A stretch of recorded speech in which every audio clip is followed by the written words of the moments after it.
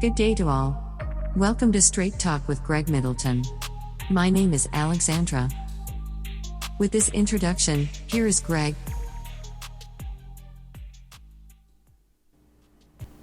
Good day to everyone, and welcome to my show, Straight Talk. Today I have a returning guest. He's been here a couple of times, but the last time he was here, he was running for against John Kennedy. And now that seat is coming back up, so I want you to get a good look at Brendan Lamar here because we think he's an outstanding candidate for the position. Welcome to the show, Brendan. Thank you so much. All right.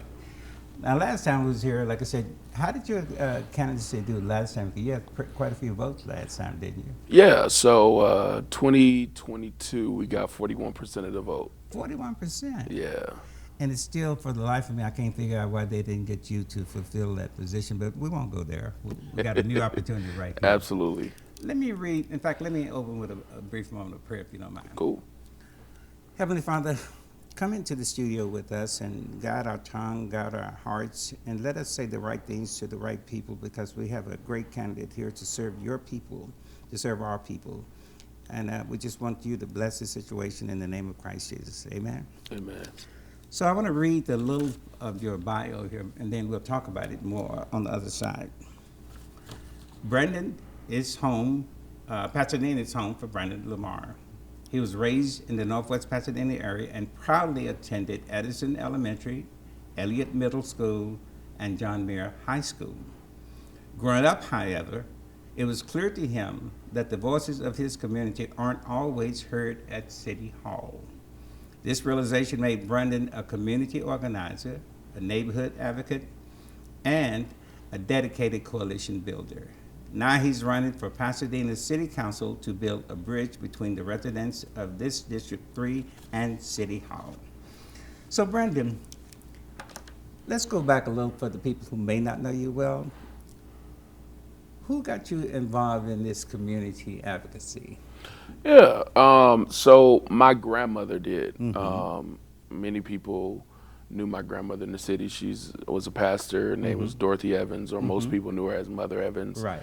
And she was definitely involved in the community aspect of advocacy, being a pastor, gang violence, gun violence, and so much more. And so she got me involved in the community, and then I started to get involved in myself with youth council and then youth ambassadors, and then I met people like Horace Wormley, Gary Moody, all the Mr. Poole, all these individuals that cultivated who you see today, that sowed and invested seeds of character and developing inside of me, and so that's who you have today.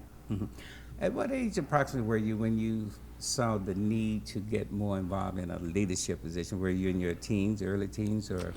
Yeah, so I was actually, at a young age, I started traveling to do speaking engagement with like Maya Angelou, Dr. Hill Harper, individuals like that.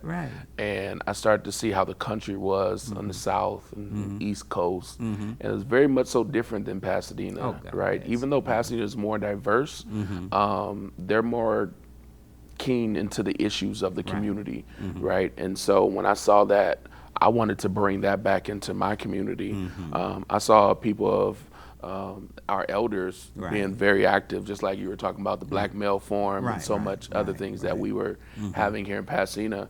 But the younger generation wasn't too much involved. We were doing our own things, whether it be sports or anything like that. So I wanted to bring that back to Pasadena and create a sense and push young people to have a seat at the table. I have big brothers like William Sims, And William Sims doing what I'm doing way before I was doing it, And other individuals like him. And so I'm definitely standing on some great shoulders in Pasadena. About how old were you when you did that speaking thing out there with Maya Angelou then? Were you in your teens then? Yeah, so I started my first traveling assignment, I was 16 years old. Wow.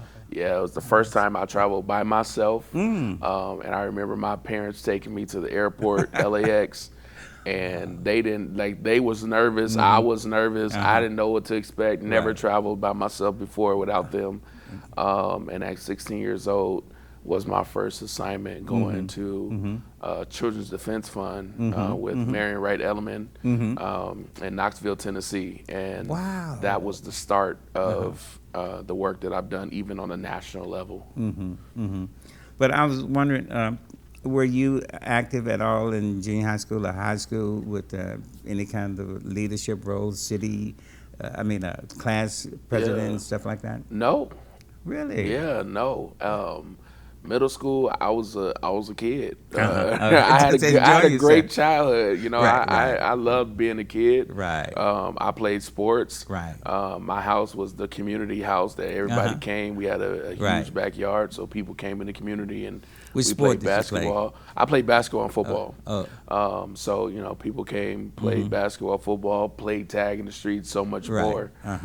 So I really didn't get involved in the community aspect until I joined Youth Council, Right. which was about the age of 15. Tell me what was the youth council? What did that entail? Youth Yeah, council. so Pasadena Youth Council was under the umbrella of Pasadena Park and Recs. Okay. And with Pasadena Park and Recs, it was guided to give the voice, give a voice Right. to youth and help them in making recommendations to City Council when it comes to the activities of youth. So one of our first thought process was the La Pineresca Teen Center. So that was one of them. Another one was activities at Jackie Robinson Park and at La Pineresca Park that focuses on teens. We did some advocacy work when it came to teen and alcohol and teen and drugs. So that was like the scope of work that we did. We really just made recommendations to city councils that had to do with young people. So once you got involved in that, then that kind of invigorated your need for, hey, I can do this. I started getting more hungry for Right, community. and I can make a difference. Yeah. Here's the thing, we talked a little off air, but I was saying we have to devise a system where we can raise from our community leaders because, in fact, there's some other things we want to talk about here, but unfortunately, our communities doesn't get very involved in the politics itself. And we complain when things are not going well, but you don't get on the ground and do things. Do you find that more appropriate, especially in our community? People are not actively involved as much. Now, there's exceptions now. Yeah. I'm not blanket. Right. I think yes, there are people that are not involved as much, and for a long time I wasn't involved. I wasn't involved until I actually saw the need and how powerful local politics is. Most people just vote for the presidential election, and after that we're over it. But it's actually the local government that governs our daily lives, like our taxes and everything else. So when I found that out, I started to get more involved on the local level, really in community, building coalition, being an advocate, organizing. And then one day it just dropped in my spirit to run for city council. Tell me this, I'm not trying to put you on the spot, but how do we get more people educated to the issues that govern our life? Look at the national level. It's so screwed up there. But even down here, the things that govern our normal lives, we're not involved in it. Somebody make these decisions for us. So how do average people get educated? What do you do? Are there town halls or something you guys hold? I think number one, first thing we have to do is we have to want to be educated. I think there's a tool for every one of us to do. Right. We have to want to be educated. I hold sessions before on different measures and policies and propositions that's been on the ballot. Most people don't vote because they don't want to do the research behind voting, right? Voting is not just closing your eyes and picking A or B. You have to do your research, and most people don't want to do that research. And so we've held forums to actually, we do the research and then we just show people what each measure, what each proposition is. So we've done that, and it has to do with education. Other things that we have to do is, I always tell people, especially in politics, one thing I've learned about politics is politics especially in black communities, we don't have secession plans. There's Okay. no secession plan when it comes Explain to politics. secession plan. Secession plans meaning internships. Okay, that's what. Yeah, It I means like that. mentorship. Right. It means that you might be the current city council, and you either go into another level, or you're like, hey, I don't want to run again. But there's nobody that you have trained behind you, or nobody that you have mentored to come behind in that seat. And so what I've noticed is that we don't have a lot of that in our city. Even though I'm running for city council right now, I am also trying to do my part in mentoring and educating young people when it comes to politics and just a little bit that I know. And that's one of the reasons why I created Pasadena Young Democrats. Okay. Is for us to create a system to help young people, and it has nothing to do with being Democrat or Republican, Right. because Pasadena is nonpartisan, but it has everything to do with engaging young people civically and politically so that they can know what's going on in our community, and it's taking those young people to educate other young people about initiatives that are happening around us. Yeah, I remember I was with John Muir in the mentoring program, and we had some of our kids to do intern positions at City Hall. And that way they can see how the government works and get involved in it. Just like with the police department, they have these young cadets and stuff that come in. So we need, in fact, you running for politics, and once you get elected, and I'm going to just say, yes, you're going to get elected, we need to shift the way people think and the way we operate, because we're just using these same old traditional ways, and they're not really working. And we have to tell the truth behind it, right? I like that. Politics is, it's not an easy game. Right. And if you're not prepared for it, it can tug on your heartstrings. It can change the way you see people and feel about people. And so I think we have to tell the truth about politics as well, because there is an ugly side to it. Right. And for me, it's always been my hope and plan that people would vote based upon their convictions and their and how they see their community being, and the issues that affects them. But typically that doesn't happen so often. And so I think when it comes to that, we also have to be honest about it. And that's what we do with Pasadena Young Dems. We're honest about the policies and the procedures. We're honest about, relationships and how this can change the relationships that you've built.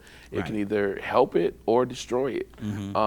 But in all, we also make sure that we help to cultivate young people that are moved by their convictions, and I think that's something that I've grounded myself in. First, my conviction is Christ, right? What I believe. Same. Well, so that's the foundation. Let's stop there for a minute, because what was it? Was it Maya Angelou? Somebody said something. If you don't stand for something, you'll fall for anything. But if you don't have something at the core of your being, then you just go for anything. So you and I are both Christians. Like I said, we stand by that. But like in politics, you have to represent everybody, even non-Christians. Right. So we're not discounting, not trying to say people need to be a Christian. That's just our personal preferences. Right. But everybody needs to stand for something, whatever that is. You know what I mean? And I'm trying to teach that to my granddaughters and stuff, and my daughter and my kids. I said, take a stand wherever you are, but stand there and test it. Right. If it ain't working, like you said, truth. Look at national politics. Is there anything about the truth in any of that? Right. I mean, it's sad to me. In fact, it's almost embarrassing that the way our national politics is going, and this is what we're showing the world, it's not a great image. Yeah, I mean, also for me, my convictions, like I said, number one is the foundation of my spiritual life and my spirituality. But also my convictions are what I see every day in my community. I can't just live every day and seeing people being displaced out in Pasadena, that we've gone from 21% to 15%, and now we're knocking at the door of going below 6% as just African Americans, as just Black Pasadena, right? And even the brown population is going down at this moment, right? In Pasadena. And it's all economic. It's all economic. It's housing, right? It's affordable housing. It's homelessness. It's economic development, that people are not getting the pay that they should be getting. So all of these things are things that we have to look at. Even though Pasadena is 6% Black, we're also 33% homeless. And so we have to look at these statistics, and there's a reason why this is happening. Right, And those are things that we have to tap into. Well, see, you said now we have to be truthful with people. Yeah. I mean, this country has a long history of untruth. Right. You mean segregation, of slavery, of discrimination, all those things. Nobody talk about that stuff. The reason a lot of our people are where they are is because of what was done to us and denied our rights. In Pasadena as well. Oh, of course. You know, one of the things that we, when I was the chair of the Human Relations Commission, I just got off of that commission maybe about 3 weeks ago. Okay. But when I was the chair of the Human Relations Commission, we looked at redlining, and we looked at how there are certain individuals in our city, some that was on council, some that was influential in our city. They put measures in our city and boundaries in our city to where African Americans and our brown communities could not buy in certain neighborhoods, or they moved them and displaced them from one neighborhood to the next neighborhood. That's where you get Northwest Pasadena from. We were pushed from one neighborhood to the next neighborhood. And so, you know, we don't have to look far to see the disparities that has happened in our community. The fact of the matter is that is still happening today, right? It might not be happening in that way, but it's still happening. When in District 3, the median house that you can get is $1 million. Right? Who can afford it? Who can afford it? And then when you talk about rent, the median for a one-bedroom apartment, the median for that is between $2,700 and $3,100.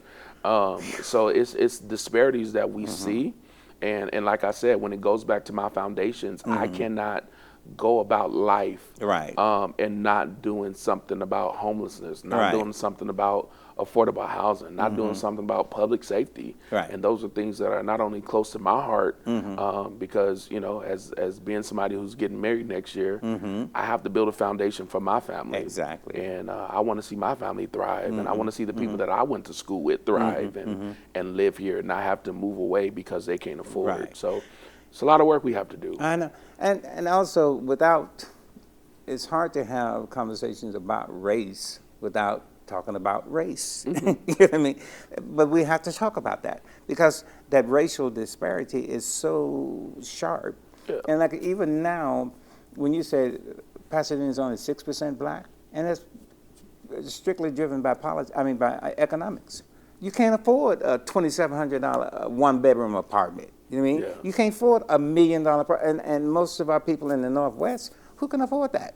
You know what I mean? So that gets off into the heart of the issues. How do we work on making affordable properties so more of our people can stay here? Yeah, so I don't think it's just Northwest Pasadena, right? It's the entire Pasadena. When we were canvassing our communities, we noticed that there's even people who are established with their own homes, and they're concerned that their children can't live here because they can't afford here. They're concerned that their grandchildren can't afford to live here, and that's a concern for everybody, right? So some of the things that we have to do is one of the things we did was rent control. Right, and rent control is not a solution. It's not the solution. It's just a piece of the solution. It's a piece of the pie to help people from being displaced. It's not just rent control, but it's also tenant protections to help to stop people from being displaced in our communities. Some people like it, some people didn't like it. At the end of the day, we have to work together to make this work. The next thing that I'll say is I don't think that our city has done enough to support our mom and pop landlords. I agree. And I think that we have to really look at ways and programs that we can create in our city that can help out our mom and pop landlords so that they can continue providing low income apartments to our community, or not even just low income, but affordable apartments to our community. And then we also have to look at some workforce development housing for working families that are here in Pasadena as well. You know, there's so many options that we have to look at. You know, one of the things that I said last year that I'm bringing back this year is looking at some of our office buildings. You know, COVID taught people that they can work at home. Right. And so if you can work at home, there's a lot of buildings that we have that are non and void. They're empty. So how do we look at those buildings and change our zoning so that we can build affordable housing in those unused buildings? Well, you know, Brandon, that brings up another point. See, life it's not going to go back to where it was pre-COVID. I mean, it made a shift in the way we paradigm shift. Right, I mean, people now can work out of home. Technology has made a lot of things possible that we didn't know until we were forced to use it. Absolutely. You know what I mean? So, but I'm still. We have to, like they just changed affirmative action. Yeah. You mean, like we don't need any help. And so now we got to compete equally, But they have hundreds of years of relationships. You work at my bank, you work at my, so we don't have all those connections. Right. So now we have to be about 3 times as smart to get the same job, Right. But what do you think about them getting rid of affirmative action? You have an opinion of that? So I think it's a step back in the wrong direction, but the positive mindset of me says that it is, it's forcing us to fight back. That's a good. And I think a lot of people have got relaxed when it came to affirmative action. Right. And we thought that this day would never come, that they Right. would reverse it, right? But it's here. And I think it's pushing people to look at our system and look at who we're putting in place and looking at the people that we're voting for Right. to say, hey, we can't just vote for people because they're good people. Right. We have to vote for people that's going to stand up for what they believe, Right. that's going to stand up with their convictions, and that's going to stand on what they said that they were going to do for our communities. Right. And that's where we have to vote with for people. Of course. And so, it's not just good enough for you to just be a good person anymore. I think everybody has some good in them. Right. But we have to have people that's willing to fight for our communities on the local level, on the county level, on the state level, and on the national level. Let's focus on District 3. What are the boundaries of District 3, Yeah. street-wise? So if you look at El Molino and Washington, Okay. And go west to the freeway, Okay.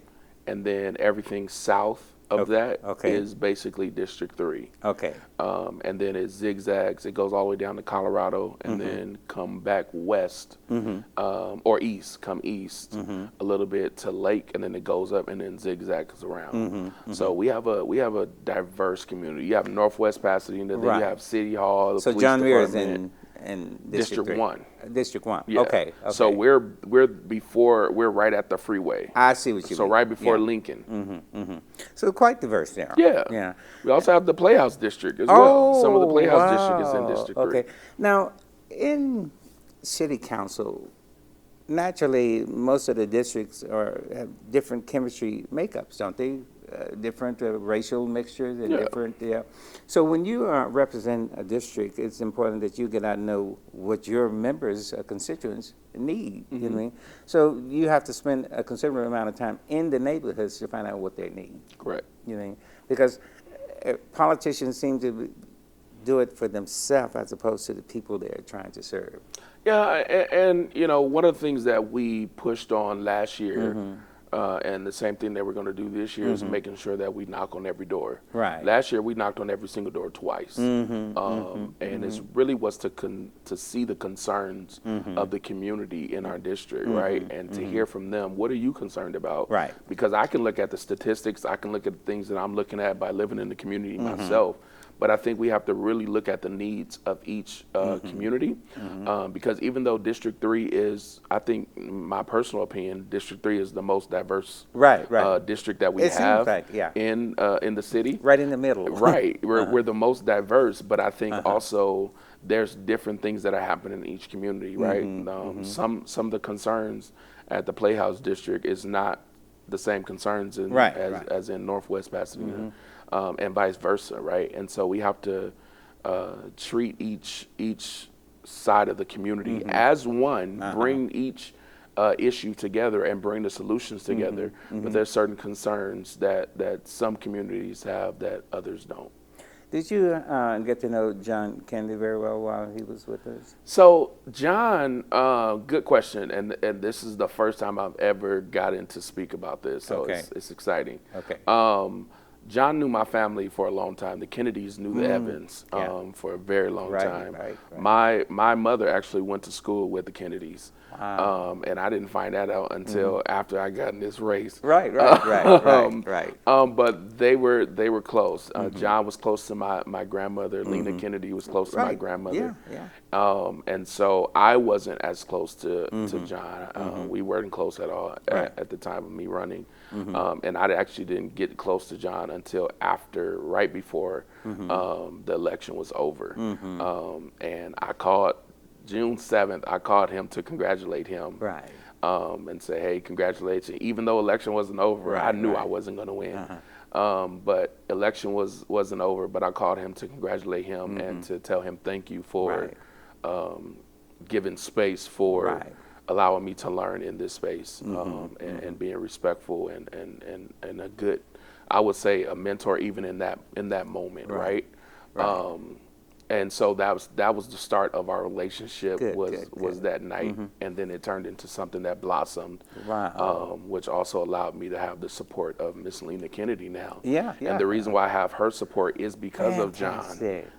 John introduced us before he passed away, and so a lot of people do not know that, and they did not know that. And I didn't want to just blast it out because I'm not a person that that celebrates on the heels of somebody that we lost that was so powerful for us. Because he left such a great legacy. I remember being at the City Hall event that they had for him, and wonderful things I didn't even know about, and so much come out. But see, when you're a true community servant, you're not trying to do this for credit and stuff. Absolutely. You're looking at how can I serve the people, and the name, in fact, for lunch I was talking about even policemen.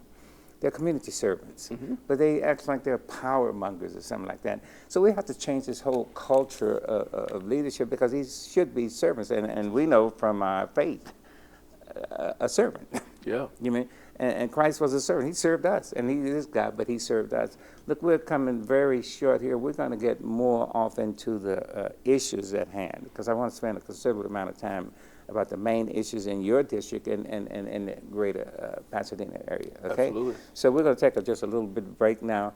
The way this works, in fact, we have about 30 seconds. Give people your website and all that stuff. I think we can put it on the screen, how they can contact you and help your campaign. Yeah, so my website is brandonforpasadena.com. There it is. And that's BRANDONFOR, Pasadena.com, and all the information is on there that you can find it on there. Yeah. All right.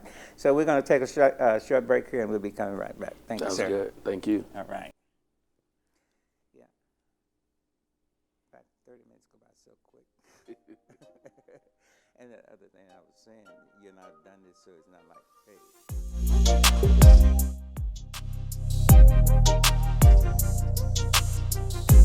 hey.